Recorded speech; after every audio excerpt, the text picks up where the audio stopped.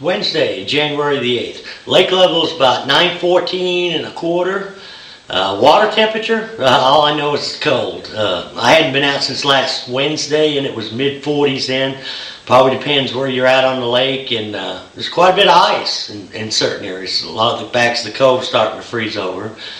But normally I talk about what I've done in the past week, but where I haven't been out in the past week, what we're going to talk about today is the float and fly. The float and fly about 4 or 5 years ago seemed like there was a big, it was a big deal. A lot of people catching fish on it. Then it seemed like the Alabama rig came around and everybody kind of forgot about the float and fly. But the float and fly is a pretty unique way to catch fish, and what I'm going to do is show you, how to rig it up and give you some ideas on where to fish it. Now, a lot of times some people may not like fishing an Alabama rig or a jerkbait, which is usually the primary technique throughout the winter. But as cold as it's been this winter, something that we haven't had in the last few winters is a good shad kill. And I suspect, we're going to have that this year, as cold as the water's getting, and we've still got, another month and a half of winter left. So, the float and fly normally starts to work good when the water gets below 50. But I think the colder the water gets, the more lethargic the fish gets, the more this technique comes into play. And these guys down south, it's kind of a deal I think originated down in Tennessee, the Cumberland River, Kentucky Lake areas, and a lot of them guys showed people up here their technique, and like I say, 4 or 5 years ago, it was a real big deal, and I'm sure it's probably caught fish the last several years, but you heard more about the Alabama rig than anything else. But it's a pretty simple setup, and you can buy a little kit. This is Punisher Lures makes this kit, and you can get them at Sportsman Factory Outlet, and I think you can also buy a little CD on different ways to fish it and how to rig it. But I usually use light line with it, and you want to use a long rod. I usually use about a 9-foot rod, and I use braid for my main line, and my choice of braid is nanofill, and probably a 8 or 10 pound line on the braid. And the reason I use the braid is so that if I do get hung up in a tree and break off, I'm not going to lose my 3-way swivel and my bobber. All I'm going to lose is my leader. And also in this real cold weather, I don't have to mess with the memory that fluorocarbon or monofilament has, where the braid doesn't have any. But anyways, I've got my main line, which is braid, 3-way swivel, and everything comes in this little kit except for the 3-way swivel.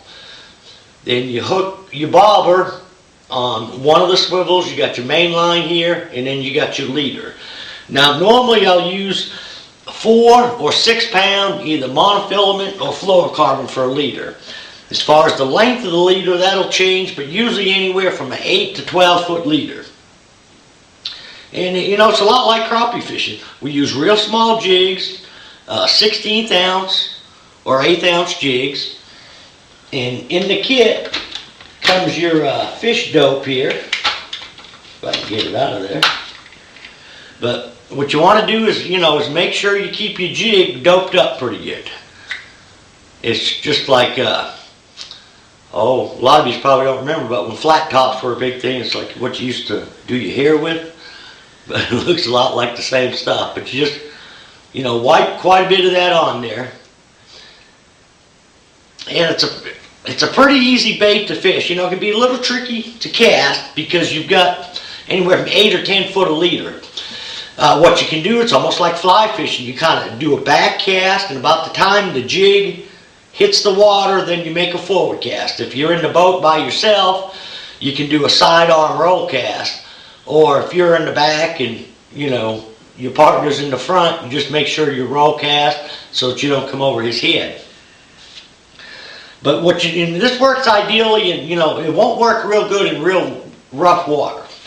So, slick water it works good, or just something with a little chop. But basically what happens when you cast it out there, your bobber or your float will kind of lay on its side, and you'll be able to tell when all the slack of the line and the jig is down, because your float will go straight up. Now you want to keep an eye on that float real good, because a lot of these bites are going to be really subtle. I mean, sometimes you'll see the cork or actually go under, but a lot of times you're just going to see the cork just kind of lay over. And what's happened is the fish has come up and he's got a hold of that jig and it's giving it a little bit of slack, and the cork has rolled over sideways. So if you see that, you want to be setting the hook. And normally what we do is we cover quite a bit of water with it, but a lot of the key areas I would start on right now would be the bluffs on the main lake. I would start on the ends of them, and then I would just go right down the bluffs, and any place there's little cuts or little indentations or rock slides is the areas that I would try to key on. Now, it's not so much a deal that you're going to fish on the bank. What you're doing is trying to catch these fish that are suspended over the deep water. And like I was talking about earlier with the shad kill, when it gets really good is when you start seeing a lot of these real little tiny shad, 3/4 of an inch to an inch long, kind of what we call spinning off. And that's when these shad are starting to die, and they're just kind of, real slow motion. Some of them are going to the bottom, but they're just, dropping down through that water column. And this time of year when the water's that cold, the fish aren't real active. So what's good about this bait, it's just a real small jig. It's the same size as the bait that we're talking about that's spinning off, and it's not really moving too much, so it's an easy meal for these fish. And a good technique, the way to fish it, is once you get it casted out, what you want to do is get your line taut and just kind of give it little twitches. Every time you twitch it, that jig is going to go up and down, little erratic movements, and your cork is going to go over. Between twitches, let the cork straighten up. A lot of times the bite will come right after you twitch it. Your cork will come up, then it'll go down. Or after it comes up, telling you that your line is taut, then it'll lay sideways. Now, if there's a little bit of chop on the water, you don't have to hardly do anything. Now, just keep your line taut and keep a close eye on the float. Now, what happens if you get into an area that's got too much wind, the wind will push the cork and it won't allow the jig to get down to the depth it needs to be. So like I say, if you've got winds over 10-15 miles an hour, you want to try to find an area where you can get out of the wind. But this is something that'll work throughout the lake, and you may have to mix it up between some secondary points, back into creeks. The main thing is keep an eye on your electronics for where you can see those suspended fish.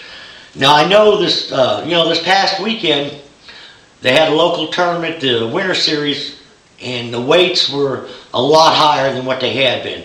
I think what it had been taken to win was 17 to 18 pounds, and I think it took that this past weekend to get a check, and I believe it took over 25 pounds to win. So that's telling me that the A-rig bite is on, and also some good quality jerkbait fish being caught.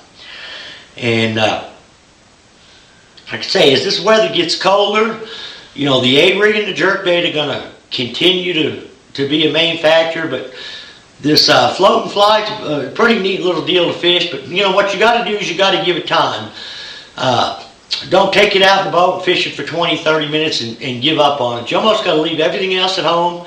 Just take this out for the day and commit yourself to learning how to fish it and catching fish on it. And you'll catch some really good quality fish on this. You'll be amazed. If you get around crappie, you'll catch them, but you'll catch a lot of 3-4 pound fish. And where you've just got 4 pound line, it can be a lot of excitement. It's a lot of fun. But as far as the weather, it looks like it's going to warm up a little bit this weekend. So you guys might get a chance to get out and do some fishing. As far as for me, I'm headed south where there is no snow and ice to fish for a week or so. But something a little tip as far as your boat preparation. If your boat's been sitting outside, whether you're going to use it or not, as cold as it's been, make sure you plug it in once a week. So charge all them batteries. If you're planning on going fishing, make sure you charge that crank battery. Get it good and hot before you leave, because as cold as it is. I had a boat. I think it was Saturday. I went and picked up a buddy of mine's boat. And it had a new battery and everything in it, but it was so cold that thing didn't hardly want to spin. So, like I say, you want to make sure your battery's fully charged before you go out in this extreme cold weather. So until next week, good luck, good fishing.